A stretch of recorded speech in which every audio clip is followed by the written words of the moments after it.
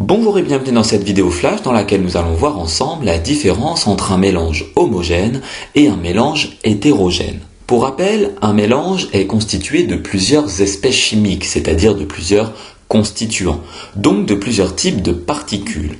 Pour les plus curieux d'entre vous, une espèce chimique est un ensemble d'atomes, d'ions ou de molécules identiques.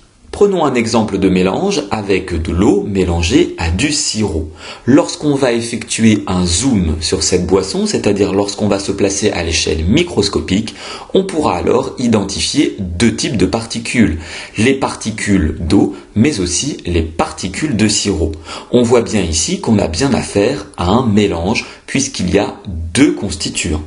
Seulement voilà, il existe deux grands types de mélanges. D'une part, le mélange homogène, lorsqu'on ne peut pas à l'œil nu distinguer les différents constituants. Mais aussi le mélange hétérogène, lorsque cette fois-ci, à l'œil nu, on peut distinguer plusieurs constituants. Pour être sûr que ces deux définitions sont comprises, prenons un certain nombre d'exemples. Par exemple, de l'eau minérale plate.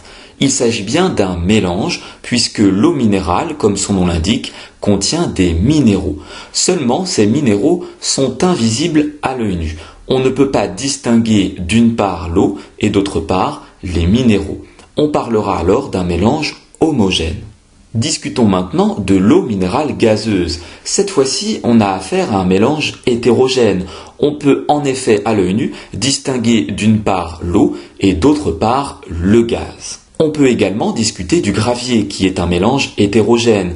On voit bien sur cette photo que les différents cailloux sont issus de différentes roches, ce qui explique leur différence de couleur. On peut également citer l'air qui est un mélange, rappelez-vous, de gaz invisible à l'œil nu. On ne peut donc pas à l'œil nu distinguer les différents constituants qui composent l'air.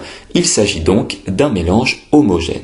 Enfin, revenons sur notre boisson vue précédemment, l'eau mélangée à du sirop.